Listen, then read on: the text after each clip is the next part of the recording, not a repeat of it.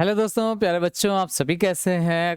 आप सभी का स्वागत है आपके अपने channel quick tricks by Sahil sir के इस ऑनलाइन प्लेटफॉर्म पर previous year paper mock test के एक और सेगमेंट के साथ मैं आपके साथ आपका इंग्लिश का एजुकेटर आप सभी का स्वागत करता हूं इस चैनल पर। और बात करने जा रहे हैं हम CGL 2024 की अंतिम तैयारी की। Previous year paper mock test, तो 2 मॉक टेस्ट और 4 प्रीवियस ईयर पेपर्स आपसे ऑलरेडी डिस्कशन हो चुके हैं। क्वेश्चंस का collection, topics, pattern, discussion, solution, explanation और ट्रिक्स के साथ आज भी हम लोग कुछ ऐसा ही करेंगे। एक और प्रीवियस ईयर पेपर और लेटेस्ट पेपर 2023 का जो पेपर हुआ है उसी पेपर की आज बात करेंगे। देखते हैं फटाफट क्या क्या क्वेश्चंस इंपॉर्टेंट हैं SSC। और ये पेपर जो मैं आपके लिए बना रहा था तो मतलब बड़ा सरप्राइज हुआ देख के कि SSC जैसे एग्जाम में इतने ईजी लेवल के क्वेश्चंस भी आ सकते हैं। आप भी देखना, ये चीज़ नोटिस करना और देखना। कुछ क्वेश्चंस ऑब्वियसली बहुत अच्छे हैं, लेकिन कुछ क्वेश्चंस ऐसे जो आपको भी लगेगा कि यार CGL के लेवल के तो ये नहीं है, लेकिन आ जाते हैं। तो देखना है, टॉपिक समझना है। चलिए शुरू कर लेते हैं आज का सेगमेंट। और आज जो पेपर है 21 जुलाई 2023 फर्स्ट शिफ्ट का पेपर हम लोग डिस्कस करने जा रहे हैं, ठीक है ना। तो 25 क्वेश्चंस आएंगे।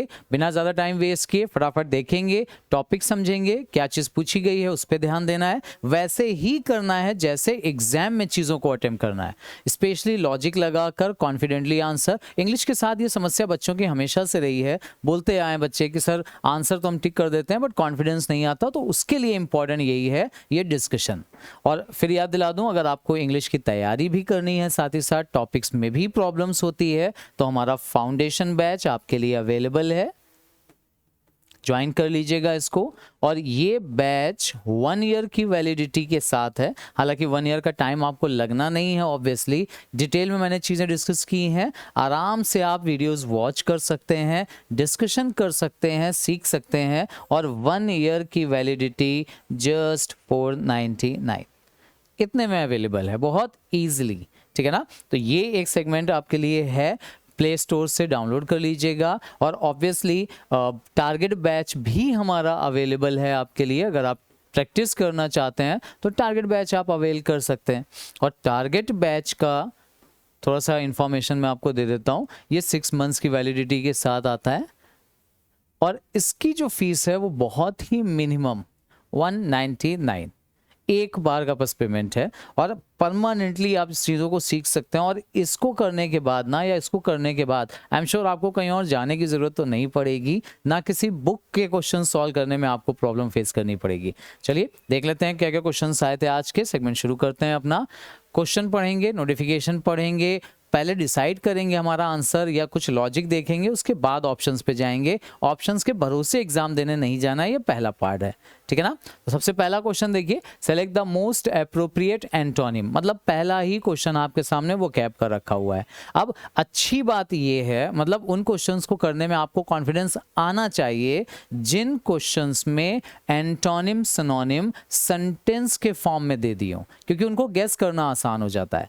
हर modest behaviour was appreciated by everyone in the assembly. Assembly में हर एक पर्सन ने उसके मॉडेस्ट बिहेवियर को एप्रिशिएट किया। अब एप्रिशिएट का मतलब होता है प्रेज करना, तारीफ करना। तो इसका मतलब ये है कि ऑब्वियसली जो बिहेवियर उसका रहा होगा वो कुछ पॉजिटिव रहा होगा। और मॉडेस्ट वर्ड का मतलब अगर मैं आपको समझाऊं तो मॉडेस्ट का मतलब होता है हम्बल होना, पोलाइट होना, ठीक है ना। एरोगेंट का अपोजिट आप इसको मान सकते हो, मॉडेस्ट होना, ठीक है।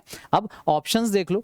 अनप्रिज्यूमिंग, प्रिज्यूम करना मतलब पहले से मान लेना। तो पहले से किसी चीज को ना मानना, प्री डिसाइड ना होना, वो कहलाता है अनप्रिज्यूमिंग। अनप्रिज्यूमिंग का मतलब होता है रैंडम होना, मतलब अचानक से सामने आ जाए चीजें, पहले से कुछ प्लान नहीं है, पहले से कुछ अज्यूम करके नहीं रखा उसके लिए। डिस्टेंट वर्ड आता है डिस्टेंस के लिए, मतलब ये दूर के लिए आता है। ऑब्वियस मतलब होता है क्लियर। और कंसीटेड का मतलब, कंसीट ये जो वर्ड है ये ईगोइस्टिक पर्सन को रिप्रेजेंट करता है। वो जिसके अंदर ईगो हो, जिसके अंदर एटीट्यूड हो, उस पर्सन को। अब ऑब्वियसली मॉडेस्ट का मतलब निकला हम्बल, और हम्बल का एंटोनिम पूछ रहे हैं तो आई एम श्योर आपको क्लियर होगा। क्वेश्चन नंबर 1 का ऑप्शन नंबर हो जाएगा 4। देख रहे हैं, मैं ऑप्शंस के भरोसे नहीं कर रहा हूं, पहले गेस कर रहा हूं मीनिंग, फिर ऑप्शंस पे जाके एलिमिनेट करेंगे। भाई आप ऑप्शन एलिमिनेट तब कर पाओगे ना जब आपको क्लियर होगा कि जो वर्ड पूछा गया उसका मीनिंग क्या हो सकता है, तभी आप सही आंसर गेस भी कर पाओगे। ये छोटी छोटी चीज़ें ध्यान रखिएगा बच्चा। हाँ, और कोशिश ये करिए कि मेरा आंसर आए, मैं यहाँ पे आंसर टिक करूँ, उसके पहले आपका आंसर आ जाए। ठीक है बेटा, नेक्स्ट क्वेश्चन की बात करते हैं, क्वेश्चन नंबर 2 की। क्या पूछा गया है? Select the most appropriate phrasal verb. अब ये फ्रेजल वर्ब क्या होती है? वर्ब के साथ पढ़ाया मैंने ये कि कुछ प्रेपोजिशंस कई बार फिक्स होते हैं, किसी वर्ब के साथ कोई आने वाला प्रेपोजिशन फिक्स हो जाता है। जैसे लुक की बात करें तो लुक का मतलब होता है दिखना, यू लुक हैप्पी, आप खुश दिख रहे हो। लेकिन जैसे ही आप लुक के साथ एट लगा देते हैं, प्लस हटा देते हैं, डायरेक्ट लिख देते हैं, अब इसका मतलब मीनिंग चेंज हो जाता है। अब इसका मतलब दिखने की बजाय देखना हो जाता है। सेम वर्ब लुक के साथ फॉर लगा दोगे अगर आप, तो लुक फॉर का मतलब हो जाता है सर्च करना, ढूंढना, है ना, मीनिंग बदल रहा है। इन्हें बोला जाता है वर्ब और प्रपोजिशन के इस कॉम्बिनेशन को, जिसका मीनिंग लिटरल वर्ब से थोड़ा सा अलग हो जाए, उसे बोलते हैं फ्रेजल वर्ब। अब यहाँ कुछ फ्रेजल वर्ब दी गई हैं, टेक के साथ over, take through, take off, take out, इन सब फ्रेजल वर्ब को यूज किया गया है। इनमें से एक सही वर्ड आना चाहिए।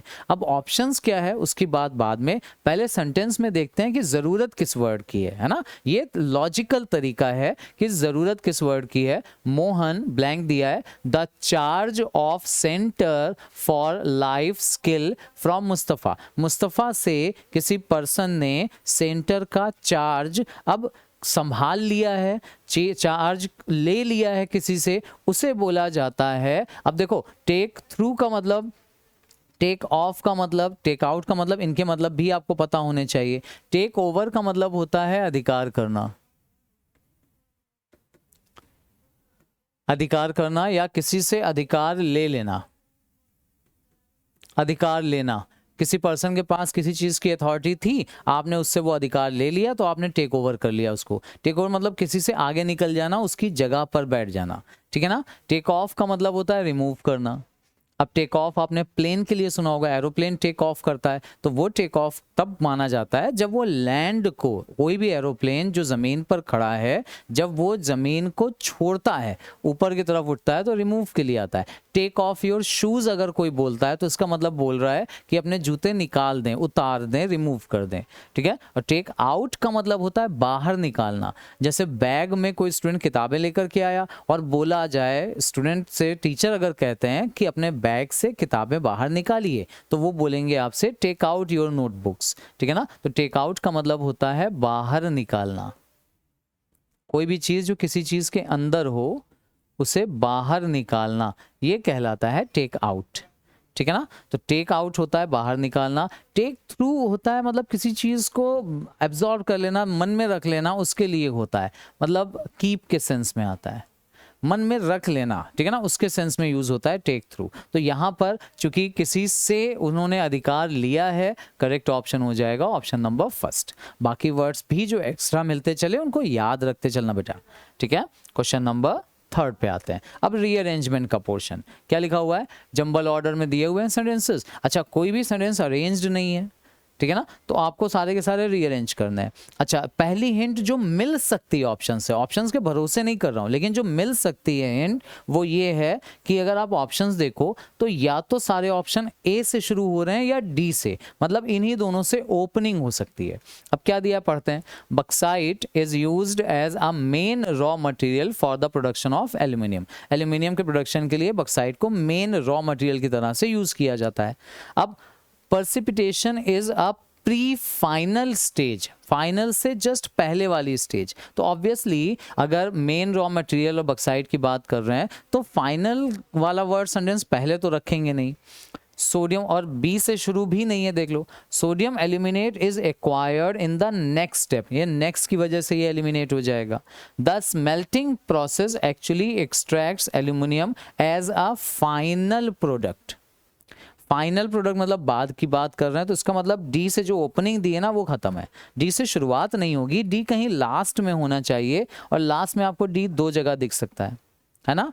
अब डी में बोल रहे हैं फाइनल प्रोडक्ट और यहां बोल रहे हैं प्री फाइनल स्टेज, मतलब फाइनल से पहले वाली, यानी डी के पहले आ सकता है बी वाला पार्ट, देखो ए से शुरुआत करेंगे और डी लास्ट में होगा, बी उसके जस्ट पहले आ जाएगा, pre final stage. Next step मतलब इसी की बात कर रहे हैं, बॉक्साइट रिमेन रॉ मटेरियल की तरह यूज होता है। Sodium aluminate is acquired in the next step, अगले स्टेप में ये चाहिए होता है। फिर उसके बाद में प्री फाइनल और फाइनल स्टेज, क्रोनोलॉजी पे बेस्ड हो गया पूरा रीअरेंजमेंट। तो ये ऑप्शन भी एलिमिनेट कर देंगे, option number C, A, C, B, D, this is the correct answer. देखो, समझो और सीखो। एग्जाम में भी आपको चीजें ऐसे ही करनी, हर बार रीअरेंज करके ही आंसर पहुंचो कोई जरूरी नहीं है। कई बार कुछ चीजें एलिमिनेशन से, कुछ टिप्स से, कुछ हिंट से ऐसे भी सॉल्व हो जाती हैं और वही आपको सीखना है। एग्जाम में टाइम बहुत मैटर करता है। अच्छा, select the correctly spelled option that can substitute the underline part. ये अंडरलाइन पार्ट है, इसको रिप्लेस करना है और 4 ऑप्शन दिए हुए हैं। अच्छा, हर ब्लैंक लिखा है एटीट्यूड मिसगाइड्स एवरीवन। किसी का एटीट्यूड मिसगाइड करता है, मिसगाइड मतलब होता है कंफ्यूज करता है, धोखा देता है। मिसगाइड का मतलब होता है यहाँ पर कंफ्यूज कर देना, भटका देना। मिसगाइड करना, भटकाना, सबको भटकाता है। कैसा एटीट्यूड होगा? अब यहाँ जो ऑप्शंस दिए हैं उनमें से कुछ ऑप्शन जरूर देख लो। जैसे ड्वेल का मतलब होता है रहना, बसना, कहीं पर बस जाने के लिए, टिकने के लिए यूज होता है DWELL। और DUEL वाला, ये वाला जो ड्यूअल आपको दिया हुआ है ना, इसका मतलब होता है फाइट। जो दो लोगों में लड़ाई होती है ना, फाइट हो जाती है। अब चाहे ये प्रतियोगिता कंपटीशन के पार्ट पे हो, वहां के लिए भी आता है। हाँ, या नॉर्मल भी आप यूज कर सकते हो, बिल्कुल ठीक है। हाँ, ड्यूअल का मतलब होता है दोहरा। DUAL वाला जो ड्यूअल है ये दोहरे के लिए आता है।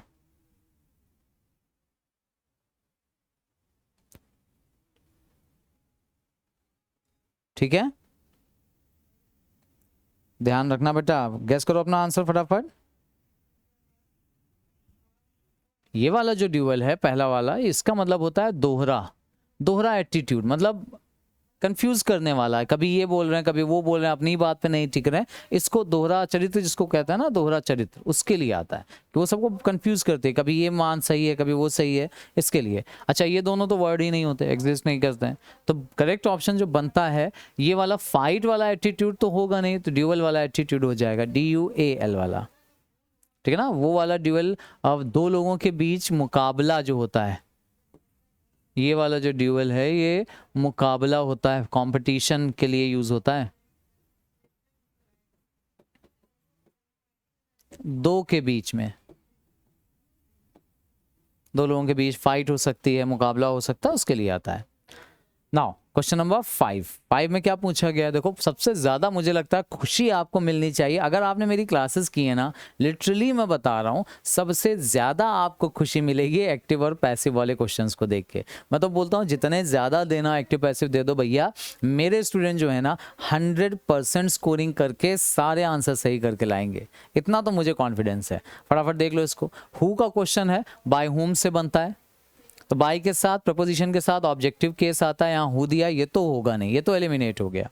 पहला ही ऑप्शन, ई वाला, डी वाला, फोर्थ वाला खत्म हो गया। अब जो बचे उनमें देख लो, हु टीचर्स, टीचर्स लिख रही है यहाँ पे, वर्ब की फर्स्ट फॉर्म दिख रही है। अब अगर फर्स्ट फॉर्म है तो इसका मतलब इसका जो पैसिव वॉइस बनेगा वो बी की फर्स्ट फॉर्म से बनेगा, और बी की जो फर्स्ट फॉर्म होती है वो इज एम आर होती है। यानी इस ऑप्शन में, इसके ऑप्शन पैसिव वॉइस में हर कंडीशन में इज एम आर में से एक चीज होगी ही होगी। और वो बताइए, इज एम आर आपको यहाँ दिख रहा होगा, यहाँ वॉज दिया है तो ये तुरंत एलिमिनेट कर देना, इज यहाँ लिखा हुआ है।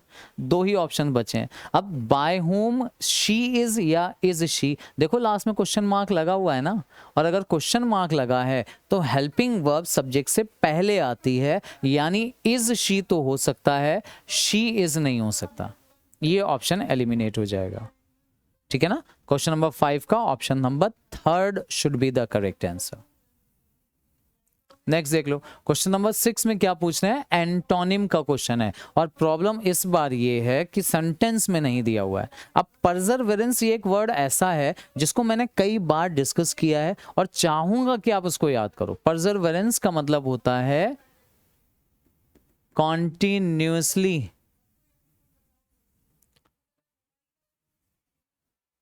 किसी काम में लगे रहना, कंटिन्यूसली किसी काम में लगे रहना, कंटिन्यूसली किसी काम में लगे रहना, उसके लिए परजर्वेरेंस आता है। अब इररिजोल्यूशन, रिजोल्यूशन का मतलब होता है किसी भी चीज का प्रण कर लेना। तो इररिजोल्यूशन मतलब आप डिसाइड ही नहीं कर पा रहे हो, ये होता है नॉट डिसाइडिंग।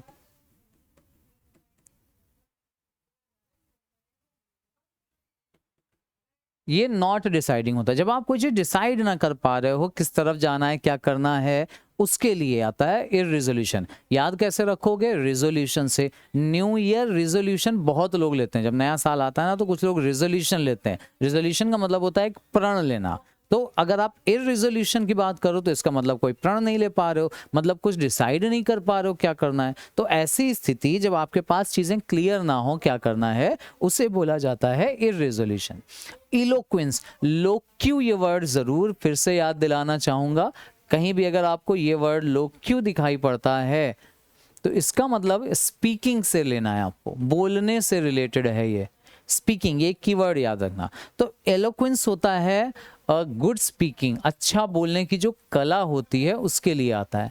अब आप खुद देखो, किसी काम को कॉन्टिन्यूसली लगे रहना, करते रहना, मतलब पुरानी चीजें आपको कंफ्यूज ना करें, कभी फेल हो गए उसके बावजूद किसी काम में निरंतरता बनाए रखना, उसको परजर्वेरेंस कहते हैं। तो बोलने का या डिसाइड करने का इससे कुछ लेना देना नहीं। रेडीनेस का मतलब होता है रेडी रहना, तैयार रहना, किसी भी काम के लिए एकदम बिल्कुल तैयार रहना। ये एक काइंड ऑफ सिनोनिम हो सकता है, एंटोनिम तो नहीं हो सकता। तो बचता है ये ऑब्स्टिनेसी। ऑब्स्टिनेसी का मतलब होता है ऑब्स्टिनेसी, अब ऑब्स्टिनेट से बनाइए। और ऑब्स्टिनेट वर्ड अगर आपने सुना हो, कुछ याद है ऑब्स्टिनेट, लेकिन अब ये वाला ऑप्शन तो और ही ज्यादा कंफ्यूज कर रहा है, क्योंकि बचा हमारे हिसाब से यही एक ऑप्शन है। हाँ, ऑब्स्टिनेट होना। अब ये वर्ड कई बार इस पे डिस्कशन हुआ है कि ऑब्स्टिनेट है अगर कोई पर्सन, मतलब ढीठ है, बहुत जिद्दी है, किसी बात पे अड़ने वाला है, जिद्दी, आप समझ लो ये इसका अच्छा सिनोनिम हो सकता है या मीनिंग हो सकता है।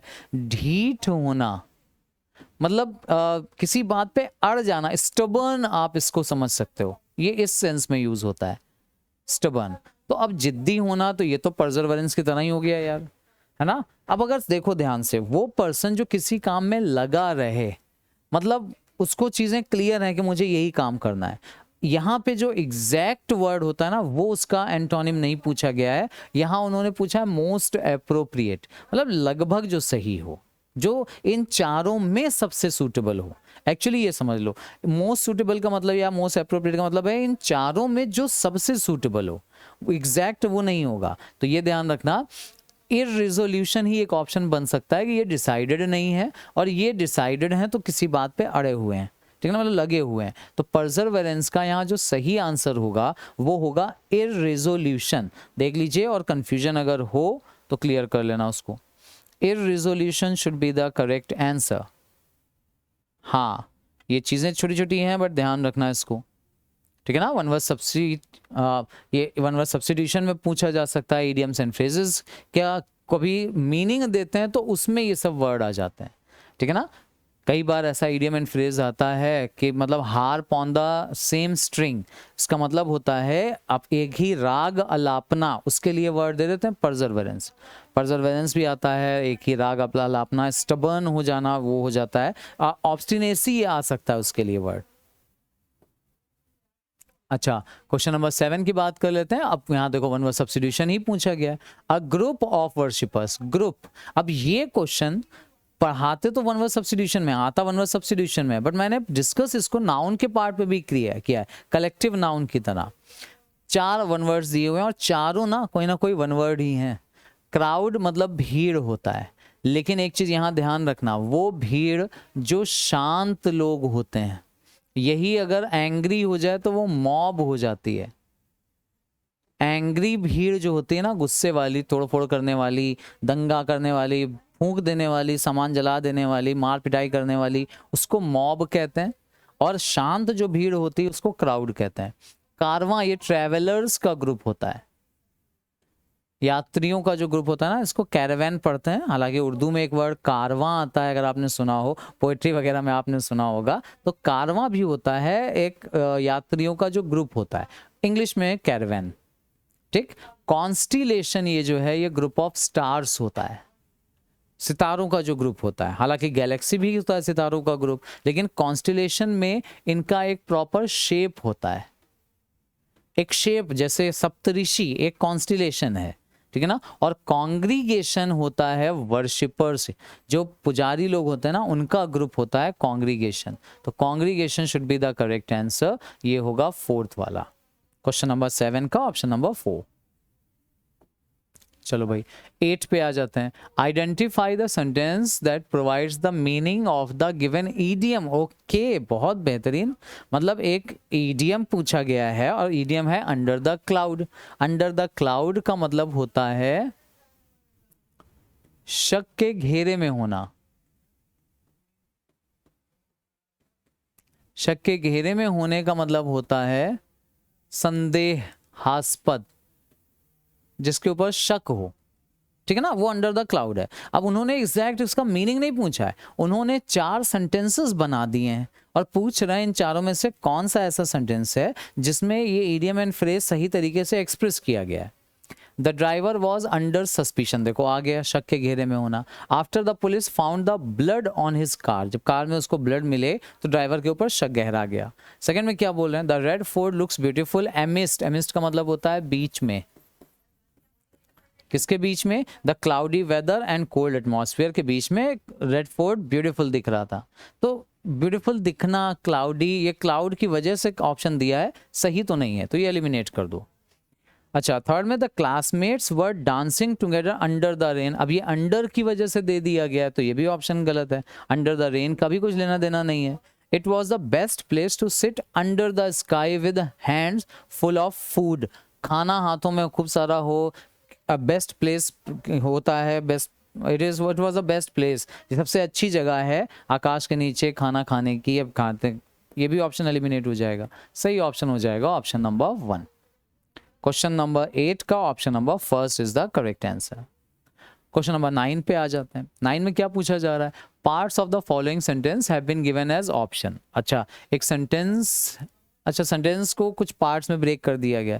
स्पॉटिंग एरर का क्वेश्चन है, कंटेन एन एरर, और इसलिए मैंने बोला था, अब अगर याद है ना, मैंने आपसे बोला था कि कुछ क्वेश्चंस इतने आसान हैं, एसएससी सीजीएल के लेवल के ये क्वेश्चन है ही नहीं, उनमें से एक ये भी है। देख लो, बच्चों का क्वेश्चन है, इतना आसान कि शायद मैंने मतलब देखा था इसको तो मुझे यकीन ही नहीं हुआ कि सीजीएल के लेवल पे दिया है। एमटीएस के लेवल का क्वेश्चन है ये, बिल्कुल बच्चों वाला एकदम। He will return in a hour, अब इसका प्रोनाउंसिएशन जो होता है वो आवर होता है। अ साउंड आप देख लो, वॉवल साउंड है, और वॉवल साउंड के साथ ए का इस्तेमाल नहीं होता, तो यहां पर ए नहीं होगा, इन एन आवर होना चाहिए, इन एन आवर, 1 घंटे में। नेक्स्ट क्वेश्चन नंबर 10 में क्या पूछा गया है, जंबल्ड ऑर्डर का क्वेश्चन है, इसका मतलब रीअरेंजमेंट का पोर्शन है। फिर से देखेंगे जो हिंट मिल सकती हैं, थोड़ा सा मैं ऊपर कर देता हूं ताकि आपको ऑप्शंस क्लियरली दिख जाएं ऐसे। अच्छा, कोई भी सेंटेंस अरेंज्ड नहीं है तो सारे के सारे अरेंज करने हैं। बी ए डी 3 ऑप्शन से शुरू हो सकता है। देखेंगे पहले में, देखो दिया है इट सुपरसीडेड, बहुत बेहतरीन वर्ड है सुपरसीडेड। सुपरसीडेड का मतलब होता है किसी को पीछे कर देना, किसी की जगह ले लेना, किसी को पिछाड़ देना या टेक ओवर कर लेना, जैसे अभी हम लोगों ने पढ़ा था ना, किसी की जगह पर खुद बैठ जाना, ठीक है ना, उसके लिए आता है। तो इट सुपरसीडेड, अब ये इट किसके लिए आया वो अभी कंफर्म नहीं है, इसका मतलब ए से शुरुआत नहीं होनी चाहिए, यानी ये थर्ड वाला ऑप्शन हमारा एलिमिनेट हो सकता है। It superseded India's previous education study, पुरानी जो स्ट्रेटजी थी, रणनीति थी, हाँ, विच वॉज क्रिएटेड इन 1986, उसको इसने पिछाड़ दिया। किसने पिछाड़ दिया पता चलेगा आगे। अच्छा, the Indian union cabinet approve the countries national education strategy on 29 जुलाई 2020। ये हो सकता है पहला सेंटेंस, तो बी से शुरुआत कर सकते हैं। अच्छा, and it provides a framework, and it provides मतलब और ये प्रोवाइड करती है, इसका मतलब कुछ और भी करती है, तो यहां से भी शुरुआत तो सी से दिया भी नहीं है, छोड़ दीजिए। दिस पॉलिसी सिग्निफिकेंटली, अब दिस पॉलिसी जो वर्ड है ये आपको बता देगा कि यहां से शुरुआत तो नहीं है, तो मतलब ये ऑप्शन भी चला गया। अब या तो फोर्थ वाला होगा या फिर फर्स्ट वाला होगा, ठीक। अब बी में इंट्रोड्यूस हमने किया, इंडियन यूनियन कैबिनेट ने इंडिया की कंट्री की नेशनल एजुकेशन पॉलिसी या स्ट्रेटजी जो थी उसको अप्रूव कर दिया है। अब इसी के लिए अगर आप देखोगे तो ए में हमें जो इट दिखा था ना, वो पिछाड़ देगी या जगह ले लेगी किसको, 1986 में जो बनी हुई स्ट्रेटजी थी उसकी जगह ले लेगी। तो ए बी के जस्ट बाद आना चाहिए, सी नहीं आना चाहिए। एंड इट प्रोवाइड्स, और ये प्रोवाइड करेगी, and it provides a framework for education, ये तो नहीं। और वैसे भी ए वाला लास्ट में या सी वाला लास्ट में, हाँ आई थिंक सी वाला जो है ना, यहाँ देखो सी लास्ट में, यहाँ ए लास्ट में, इतना ही ज्यादा डिफरेंस है दोनों ऑप्शंस में।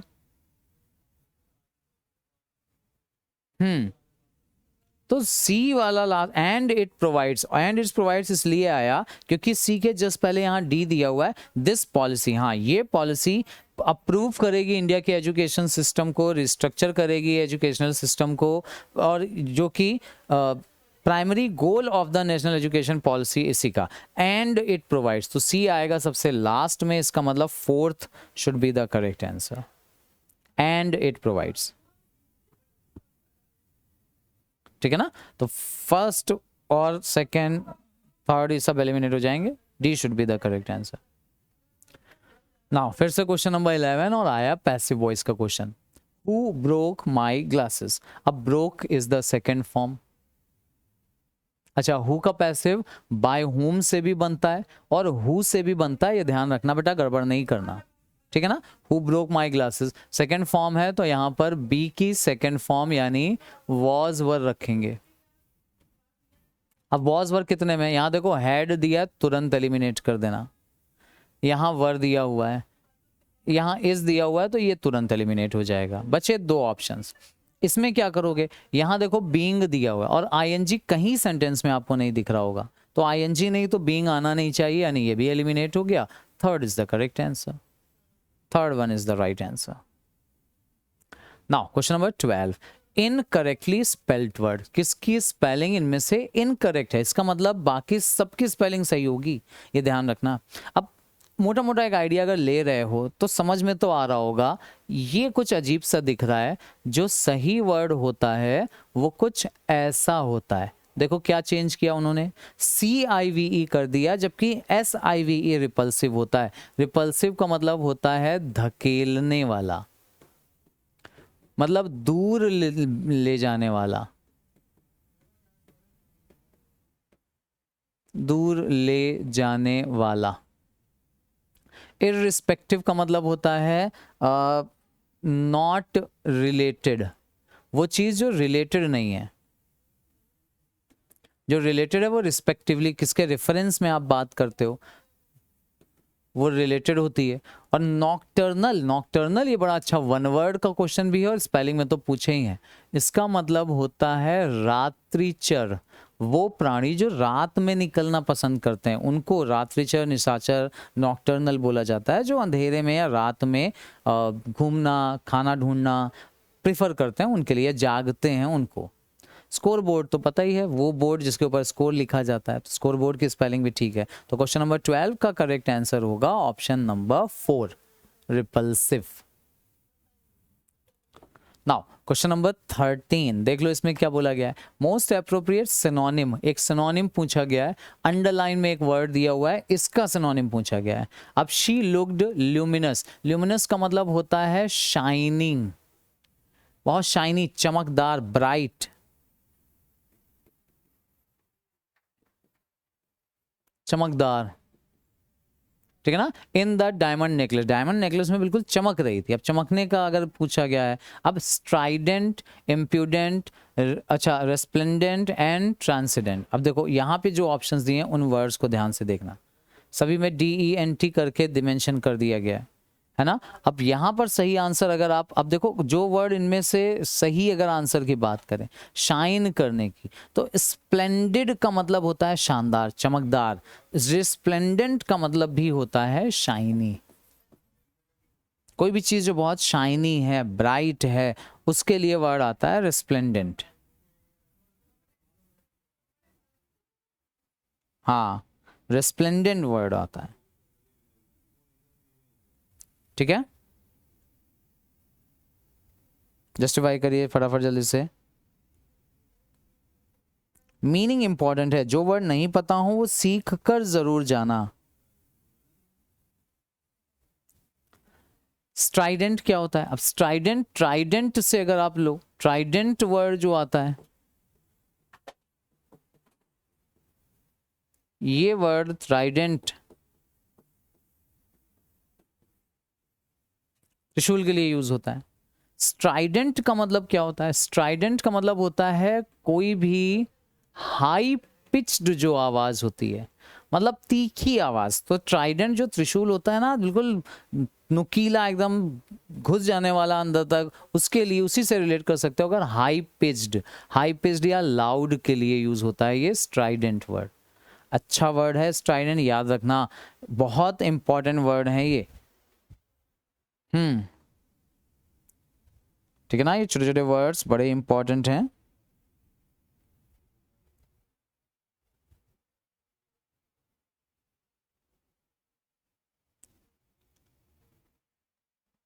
इम्प्यूडेंट, इम्प्यूडेंट का मतलब जो होता है वो होता है वो पर्सन जो दूसरों की रिस्पेक्ट करना नहीं जानता, दूसरों का सम्मान नहीं करता, थोड़ा जंगली होता है, असभ्य होता है, बार्बरिक, अगर आपने वर्ड सुना हो, असभ्य, जंगली। बेटर वर्ड इसके लिए अगर देखा जाए तो बदतमीज जो होता है ना, उसको आप बोल सकते हैं, दूसरों की जो बिल्कुल रिस्पेक्ट नहीं करता, उसके लिए असभ्य बोल सकते हैं, आवारा बोल सकते हैं, जंगली। इम्प्यूडेंट मतलब होता है हाँ बेशर्म, ये वर्ड इसके लिए बेहतर रहेगा। बेशर्म एक वर्ड आप अगर लिखना चाहो, ठीक है ना, नाशर्म लिहाज होती है, किसी की रिस्पेक्ट नहीं करता, कुछ भी बोल देता है, मतलब बड़ा है छोटा है, उनकी बेइज्जती करनी है तो बोल देना है बस, उसके लिए आता है इम्प्यूडेंट वर्ड। वर्ड ध्यान रखना, स्ट्राइडेंट अलग है, ट्राइडेंट वर्ड अलग होता है, दोनों वर्ड अलग अलग हैं। लेकिन हाँ, त्रिशूल घोंपने वाला, मारने वाला, गहराई तक जाने वाला, उससे अगर आप रिलेट कर पाओ तो कर सकते हो।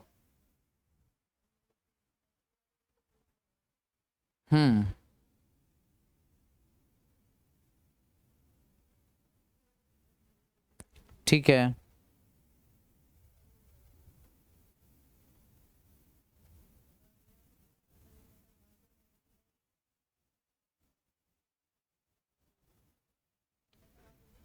ट्रांसेंडेंट, अब देखो ट्रांस एक जो वर्ड आता है वो किसी भी चीज के परे जाने के लिए आता है। जैसे ट्रांसजेंडर आपने सुना होगा, तो ट्रांसजेंडर में जो ट्रांस वर्ड होता है वो आपको बताता है किसी चीज से परे जाने के लिए, है ना, किसी चीज से बाहर निकलने के लिए, उससे ऊपर उठ जाने के लिए। तो ट्रांसेंडेंट का मतलब होता है कोई भी चीज जो किसी चीज के बियॉन्ड है, बियॉन्ड लिमिट,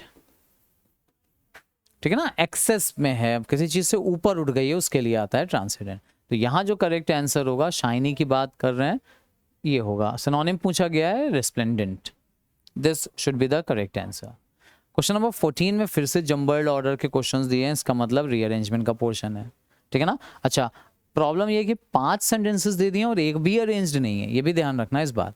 अच्छा, अच्छी बात ये है कि सब ऑप्शन शुरू डी से ही हो रहे हैं, तो मतलब ज़्यादा दिमाग नहीं लगाना है, शुरुआत डी से ही करनी है। Because of the reasons scorching heat and aridity, a considerable amount of water evaporate, वाष्पित हो जाता है काफी सारा पानी। As a result, the salt and other mineral becomes increasingly concentrated। देखो दिख रहा है कि ए का ही रिजल्ट हो सकता है बी, मतलब एक पेयर हमें मिल सकता है, ए और बी का पेयर। देखते हैं, it is then unable to exit, वो निकल नहीं पाता। अब क्या चीज नहीं निकल पाता? The lake, exit the lake मतलब लेक से निकल नहीं पाता, and is forced to evaporate, और इवेपोरेट होने के लिए मजबूर हो जाता है। फिर the dead sea is one of the saltiest bodies of water on the planet with about 10 times the salt content in the top typical salt waters. Sea salt water, हाँ ठीक है। एक नॉर्मल समुद्र में जितना खारापन होता है उससे 10 गुना ज़्यादा होता है डेड सी में, ठीक। तो डी से शुरुआत तो है। अब यहाँ देखो ई में आपको क्लियरली पता चल रहा होगा कि this is because water flows into the Dead Sea from a single primary tributary, the Jordan River। Jordan river से ही केवल पानी जाता है उसमें। अच्छा, तो डी के बाद ई वाला जो पार्ट है ये डी ई, ये हो सकता है रीजन ये इसी का दिया हुआ है डी का, ठीक है ना। एज अ रिजल्ट जो बताया गया वो रीजन नहीं है, रिजल्ट है। तो यहाँ पे डी ई होगा, ये पेयर मतलब डी ए वाला डी सी वाला चला जाएगा। ये दोनों ऑप्शंस में से एक ऑप्शन हो सकता है। अब दोनों में अगर आप लॉजिक देखो तो लास्ट सेंटेंस के हिसाब से लॉजिक देख सकते हो। लास्ट सेंटेंस एक में बी है, एक में सी है, ठीक है ना। अब ए बी और बी, हाँ ए बी और सी ए, इन्हीं में कंफ्यूजन हो सकता है। शुरू अंत कहां से करोगे? सी से। It is then unable to exit the lake, नहीं, आई थिंक डी के बाद ई आया, ई के बाद आएगा C. It is then unable to exit the lake and is forced to evaporate, evaporate होने के लिए मजबूर हो जाता है। फिर क्या होता है? बिकॉज, हाँ, अब because of the reason scorching heat, scorching heat से वापर इवेपोरेट होता है, और एज अ रिजल्ट ए और बी का तो कॉम्बिनेशन हमारे पास है ही जो आया है। करेक्ट आंसर बनेगा फोर्थ वाला, fourth should be the correct answer. Clear? चलो भाई क्वेश्चन नंबर 15 पे आते हैं, फटाफट 15 वाला क्वेश्चन देखते हैं। Most appropriate meaning of the given idiom once in a blue moon, इसको हम हिंदी में ईद का चांद बोलते हैं। अब ईद का चांद का मतलब होता है बहुत रेयर केसेस में होने वाला, वेरी रेयर। अब रेयर देख लो, दिख रहा ऑप्शन, तो second one should be the correct answer. ये तो इडियम एंड फ्रेजेस ऐसे हैं जो डायरेक्ट आंसर करने वाले हैं। बहुत एंशियंट मतलब प्राचीन होता है, ये भी नहीं होगा। कलरफुल नहीं होगा, कलर ब्लू की वजह से दे दिया है, वेरी हाई नहीं होगा। Rear is the correct answer. 16 की बात करें, सब्स्टिट्यूट करना है अंडरलाइन सेगमेंट को, यानी एक्सट्रीम पेन को। Bajrang is in extreme pain in his teeth, teeth में जो उसके पेन है, एक्सट्रीम पेन है, उसकी वजह से वो, हाँ एक्सट्रीम पेन में अपने टीथ की वजह से, इन हिज टीथ। अब हर्ट का मतलब चोट लगना है, दांत में चोट तो लगी नहीं है। एक का मतलब भी दर्द होता है। स्टिंग का मतलब डंक लगना, जब डंक मार देता है कोई कीड़ा वगैरह तो उसके लिए स्टिंग आता है, बिच्छू के डंक को स्टिंग बोलते हैं। एगोनी मतलब होता है extreme pen,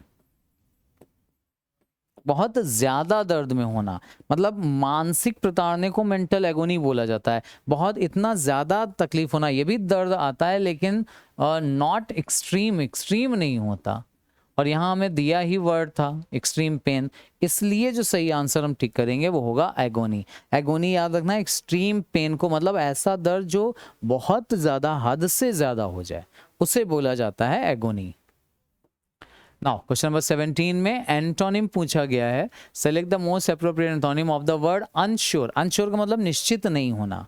from the given sentence मतलब इस सेंटेंस में कोई ऐसा वर्ड होगा जो इसका एंटोनिम होगा अनश्योर का।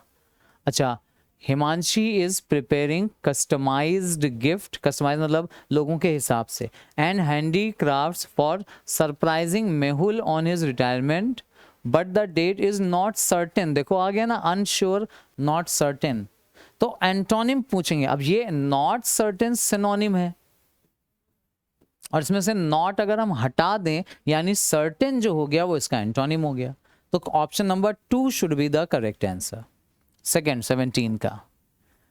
18 का देख लो, हिज पूछा गया है एंटोनिम, फिर से हर सडन अराइवल, अराइवल का एंटोनिम हैज डिसअरेंज्ड माय प्लान। हाँ मतलब उनके अचानक आ जाने से मेरा जो प्लान था वो बिगड़ गया। टाइमिंग, अराइवल का मतलब टाइमिंग, एंट्रेंस, एंट्रेंस का मतलब तो प्रवेश होता है, अपीयरेंस का मतलब होता है बनावट, और डिपार्चर का मतलब होता है लौट जाना, दूर चले जाना, चले जाना। वैसे इसको हिंदी में प्रस्थान कहते हैं, है ना। और अराइवल को आगमन बोलते हैं। तो आप देखो, आगमन का मतलब आना, आने का अपोजिट चले जाना, यानी option number D should be the correct answer, departure हो जाएगा।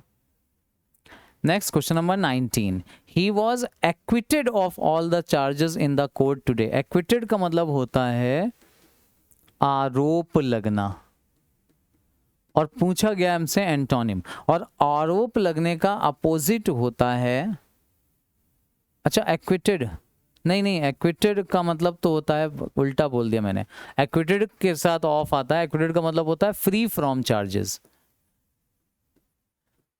किसी को चार्जेस से मुक्त कर देना, मुक्त करना, फ्री करना।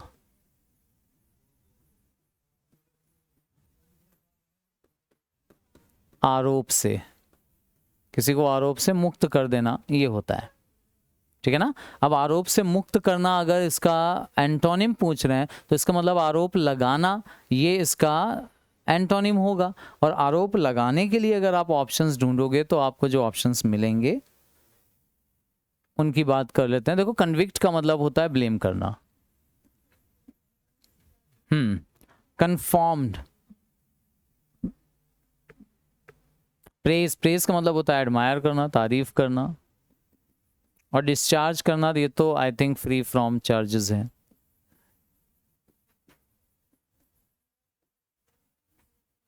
Free from charges, discharge free करने के लिए भी होता है ना। हॉस्पिटल वगैरह में आपने सुना होगा कि डिस्चार्ज करते हैं।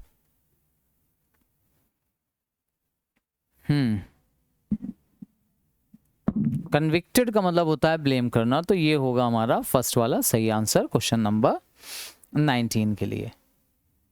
हाँ बिल्कुल ठीक है। प्रेज्ड, एडमायर्ड, अप्रिशिएट भी आप बोल सकते हो, ठीक है ना।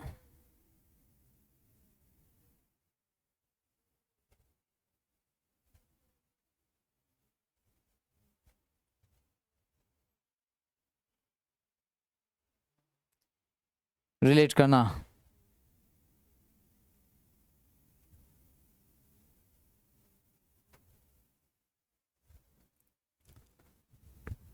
प्रेज, डिस्चार्ज, एक्विट, एक्विट के साथ ऑफ आता है, ये बड़ा इंपॉर्टेंट है, इसको फिक्स रखना, प्रेपोजिशन फिक्स है इसके साथ।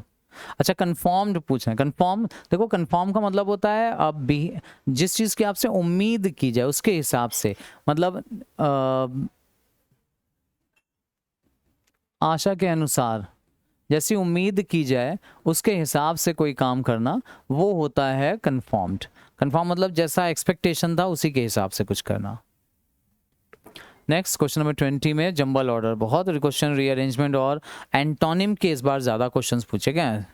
देखो, she dashed from one side to the other, अच्छा एक तरफ से दूसरी तरफ हो गई, taking care not to destroy the lovely flowers in the garden, मतलब कुचल रहे हैं, उसको कोई फर्क नहीं पड़ रहा है। Karen took a stroll in a lovely garden full of tulips and butterflies, एक बी से शुरुआत हो सकती है, और देखो बी से शुरुआत दी भी है कई जगह। फिर डी में केरन, अच्छा पहले सी पढ़ो, she discovered a swing constructed of tree branches behind a large Bush, एक झाड़ी के पीछे उसको, स्विंग का मतलब है यहाँ पर झूला, उसको झूला दिखाई पड़ा। Karen went on to the swing, अब द स्विंग बता रहे हैं, इसका मतलब इसी की बात यहाँ भी कर रहे हैं, तो डी से शुरुआत तो नहीं है, मतलब ये ऑप्शन तो एलिमिनेट हो गया, ठीक है ना। Without hesitation and began swinging causing the wind to dishevel her hair, उसके बालों को बिखरा दिया हवा ने जब झूला झूल रही थी, ऐसा कुछ यहाँ बताया गया है। द स्मॉल गर्ल मतलब इन्हीं की बात कर रहे हैं, तो डी वाला ऑप्शन तो होगा नहीं, ये खत्म हो गया। बी ई या बी डी, यहाँ भी देखो हिंट मिल रही है, बी डी है या बी ई है, दोनों में से एक आएगा।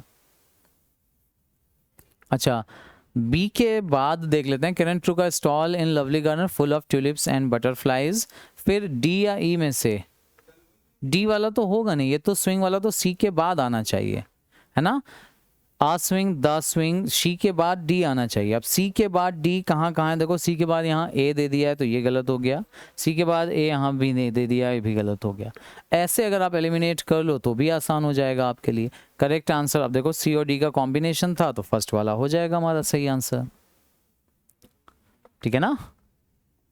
नाउ अब जो क्वेश्चंस आएंगे 21 से 25, ये क्वेश्चंस हमारे कहलाते हैं कॉम्प्रहेंशन के, और उसमें भी चूंकि हमें दिया हुआ है कि ब्लैंक दिया हुआ है तो ये पोर्शन क्लोज टेस्ट का कहलाता है।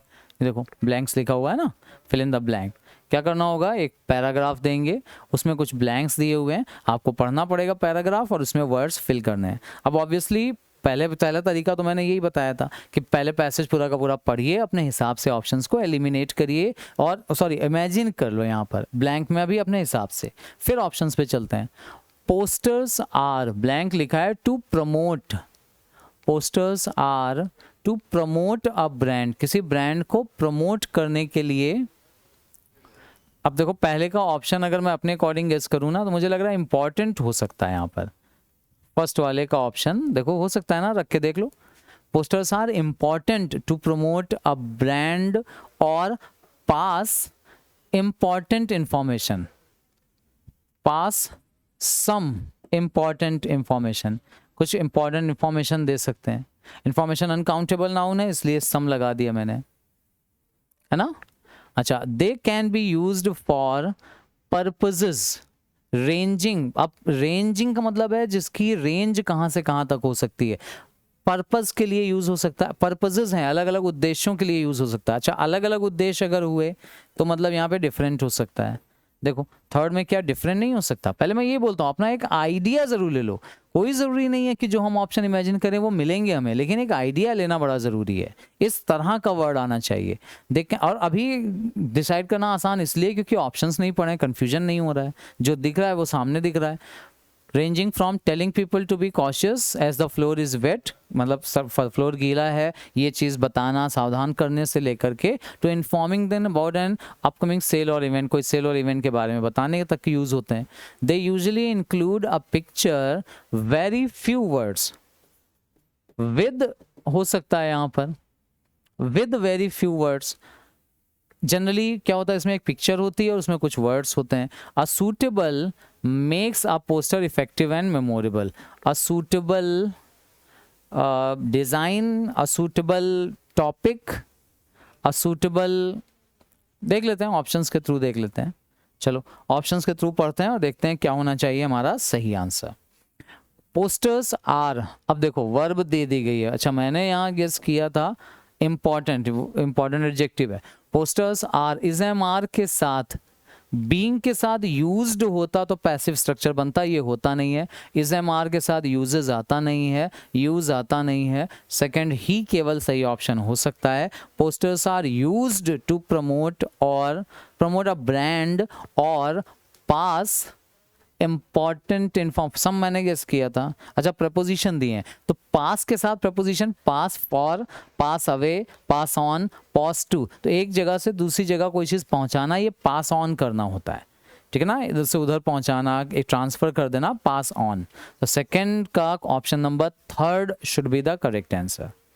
क्वेश्चन नंबर 22 का 23 की बात करें, they can be used for purposes, और मैंने गेस किया था different purposes, different. Little purpose होता नहीं, पर्पसेस प्लूरल दिया, लिटिल अनकाउंटेबल के लिए आता है, मच भी अनकाउंटेबल के लिए आता है। सिमिलर होता तो पर्पसेस नहीं होता, सिमिलर पर्पस होता है ना, एक जैसा पर्पस, उद्देश्य एक जैसा ही है तो सेम हो गया। Varied is a synonym of different, यही होगा हमारा सही आंसर यहाँ पर। डिफरेंट पर्पसेस मतलब वेरीड पर्पसेस। हाँ फोर्थ के लिए गेस करें अगर हम, they usually include a picture with, मैंने गेस किया था विद अ फ्यू वर्ड्स। अच्छा ऑप्शन में विद नहीं है। They usually include a picture, nor तो होगा नहीं। येट का मतलब भी अभी तक होता है, ये भी नहीं होगा। अभी तक या फिर भी ये मीनिंग निकलता है तो ये होगा नहीं। ऑल्सो का मतलब भी, they usually include a picture, also very few words, and very नहीं, also नहीं, एंड वेरी फ्यू वर्ड्स, और कुछ वर्ड्स होते हैं इसमें, एक पिक्चर होती है और कुछ वर्ड्स होते हैं। अ सूटेबल, ये गेस करना था। कैप्शन, एंटिसिपेशन, एंटिसिपेशन का मतलब होता है अनुमान, गेस। तो अ सूटेबल गेस तो नहीं होगा, मेक्स। अ सूटेबल कॉशन, सावधान, सावधान भी नहीं होगा। कोटेशन हो सकता है, लेकिन कोटेशन पोस्टर में कोटेशंस बहुत कम, रेयर केसेस में होती है। ये आपको जनरली मिलती हैं एसेज वगैरह में, है ना। तो कोटेशन और कैप्शन, कैप्शन शॉर्ट सेंटेंसेस होते हैं, शॉर्ट इंफॉर्मेशन, या इंफॉर्मेशन इन शॉर्ट लिख लो।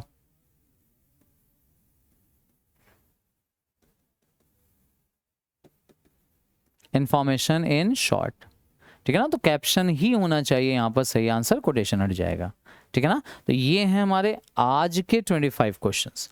आई होप कुछ नए वर्ड्स मिले होंगे, कुछ रूल्स समझ में आए होंगे, कुछ रिवीजन हुआ होगा, कुछ क्वेश्चंस का कलेक्शन आपके पास आया होगा, कुछ वर्ड्स का कलेक्शन भी आया होगा, ठीक है ना। कंटिन्यू रखेंगे इसी सेगमेंट को। थोड़ा सा बच्चों की शिकायत है, ये बच्चे बोलते हैं कि सर रिकॉर्डेड है, नहीं डिस्कशन अच्छा हो पाता है। बेटा ऐसा कुछ नहीं है, डिस्कशन हमेशा अच्छा होता है। हाँ, आपके माइंडसेट को आपको थोड़ा सा बदलना पड़ेगा। रिकॉर्डेड या लाइव ज़्यादा मैटर नहीं करता, मैटर करता है वो कंटेंट जो हम लोग डिस्कस करते हैं। आप इन चीज़ों का भी फ़ायदा उठा सकते हो। देखो 2 रीजंस हैं इस सेगमेंट को इस तरीके से कर पाने के पीछे। पहला बेटा, स्लॉट फ्री नहीं मिल पाता है जिस टाइम पे मैं लाइव आकर के चीज़ें आपसे डिस्कस कर पाऊँ।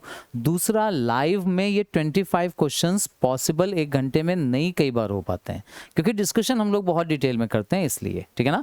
तो इसलिए सजेशन आपके लिए यही है कि अभी इसका फ़ायदा उठाइए, ऐसे ही फ़ायदा उठा लीजिए। जैसे प्रोसेस में हैं चीज़ें, जैसे ही पॉसिबल होगा मैं आपके साथ लाइव जुड़ना भी स्टार्ट कर दूंगा, ठीक है ना। तो ऑल द वेरी बेस्ट आप सभी के एग्जाम्स के लिए। कीप प्रैक्टिसिंग, प्रैक्टिस करते चलना, डाउट कन्फ्यूजन डिस्कस करते चलना। अपना जो भी डाउट या कन्फ्यूजन हो कमेंट सेक्शन में आप मेंशन कर देना, और अच्छा लग रहा हो सेगमेंट तो लाइक शेयर ज़रूर कर लीजिएगा, ठीक है ना। चलिए मिलते हैं एक और प्रीवियस ईयर पेपर के साथ अगले वीडियो में। तब तक के लिए thank you very much, take care, और प्लीज़ शेयर लाइक ज़रूर करें। थैंक यू बेटा, थैंक यू वेरी मच।